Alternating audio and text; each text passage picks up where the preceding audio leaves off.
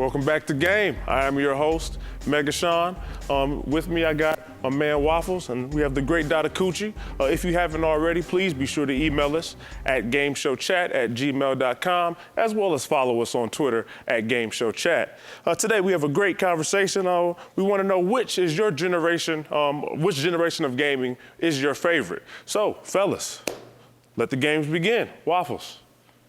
For me, I have actually two. There's no way you can just have just one good generation. But my first one would have to be the 16-bit era, you know, the Genesis, Super Nintendo era. That's when, like, it hit the fan, you know, like the competition was just back and forth, like, True. At all times. True. So, I would have to agree with the 16-bit era as being one of my favorite because, like my man Waffle said, you can't just pick one because when it comes to video games are played for fun, and you know every time they come up with a new system, you're probably gonna have fun with those systems. But the 16-bit era, just like you know the argument sometimes you had with your friend, which one's better, Super Nintendo's, which one's better, you know, Sega Genesis. I myself was a Sega Genesis fan. I had a Super Nintendo as well, but the Genesis to me just felt more, you know, as a teenager, you felt more grown up. It had more violent games on it, which I kind of like. and that's also when games started getting serious, like the quality of games. You know, like back in the Nintendo era, you had all these bad LGN games, and they got the Nintendo seal of quality, but I don't know how they, you know, got sold. But this is when I started building like a game collection, you know, with Genesis and Super Nintendo games. Like the games were that good. Well, I don't disagree, but it wasn't, you know, which one will you go to bed with? It was which is your favorite. So I do like them all, but I would have to say, you know, I kind of want to take it to baseball somewhat, how you have everybody yelling at Yasiel Puig about being, you know, young and, you know, enjoying this generation, and they're kind of getting rid of, you know, this new generation. Whereas you got all the old timers saying which is what, you know, you two guys remind me of. Sure, I love the Genesis and I love the Super Nintendo, but I'm for what's right now. You know, what's gonna bring energy to everything now. When you have the PS4, you have the Xbox One, and obviously you can't have neither one of them without a Super Nintendo or a Sega Genesis.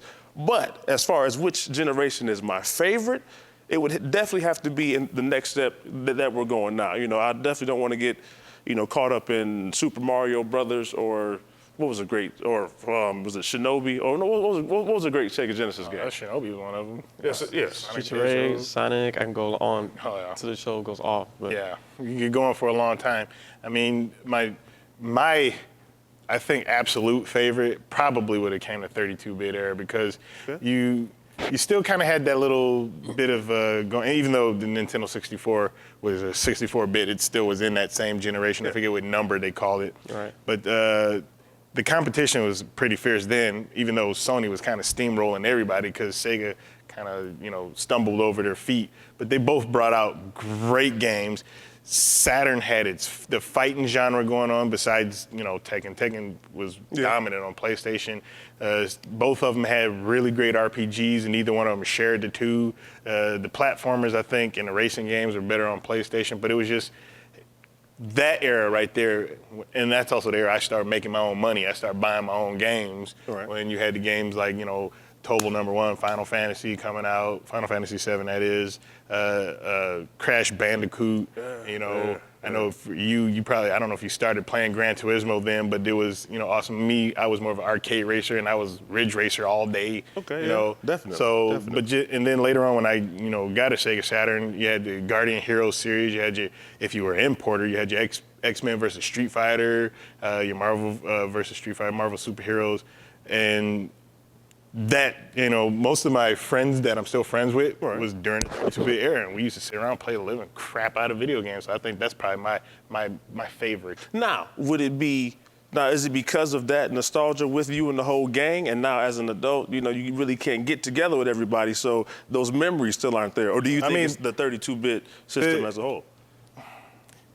When it comes to that, I mean, the new era today, the friends are still there. You're just not in the same room with them. You're online. You're online with them, which is it's okay for me. It's a bit of a disconnect, though. Yeah, because like back in the day, growing up in the arcades. See, that's what I miss about the 16-bit and 32-bit. The games weren't arcade purpose. Yeah. So you had a reason to go to the arcades because, you know, like okay, Turtles for the Super Nintendo, it was on a 2-player. You know, it wasn't, obviously, it didn't have the hardware to match up to the arcade. So you went to the arcade and you played the arcade perfect game.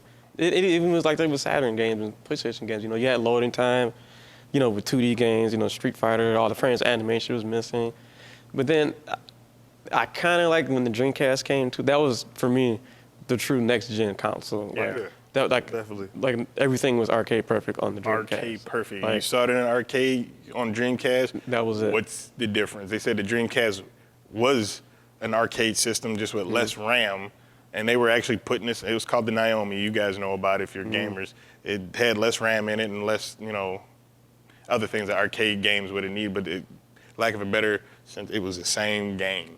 Yeah, which was, you know, pretty awesome. Well, and like I said, back to this next generation, you know, from being able to, you know, play online, being able to, you know, spectate with your friends, or now even kind of DVR your game and play it back for your friends, like all of that, I'm looking forward to it. But what I don't like about this current generation or the next generation is the DLC or the downloadable content. Like, you know, when you guys are talking about the Shinobis or the 2-ball, like you bought that game, you got that game. It wasn't, you know, you bought that game and then 3 months from now that they're gonna Jackson and Hamilton you know, every 3 months. So where you're paying for that game again and again and again and again. So that is the one thing that I will say, that in regards to going next gen, I'm sure they're gonna continue to do that to us. You know, and I agree with what you're saying when it comes to the DLC type things. And back in the day when you bought a game, like you said, we had it. That was the game, it was done. When you had another game come out, it was the sequel. Yeah. It wasn't just something that was updated, even if the sequel seemed like it was just an update.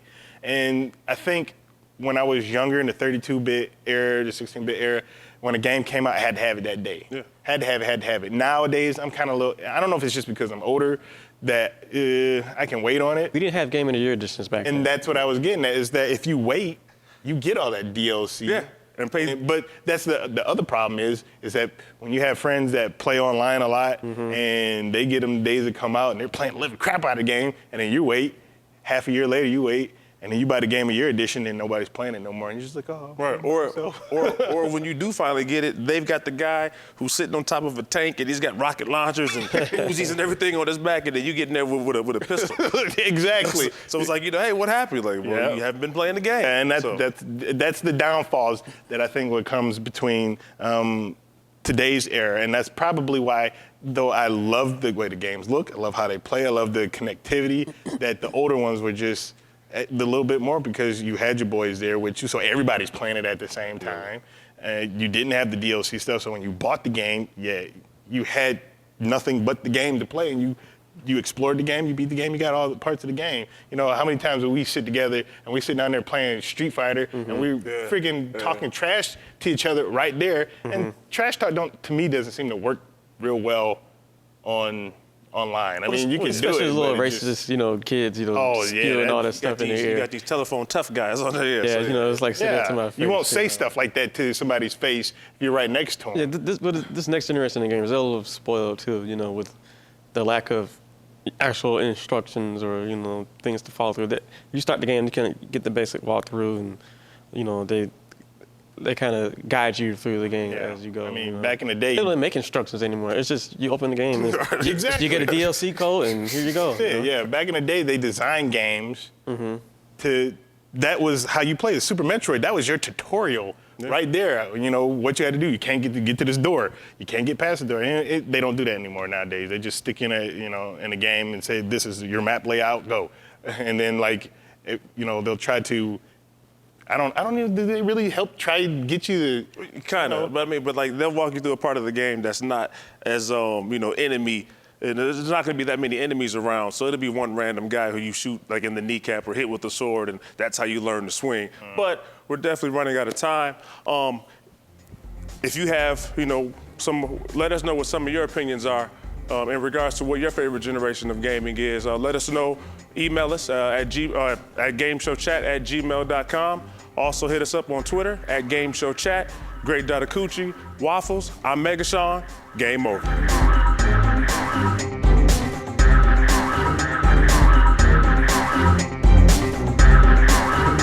Genesis does. 16-bit sports strategy. You can't do this on Nintendo. Genesis does. 16-bit sports moves.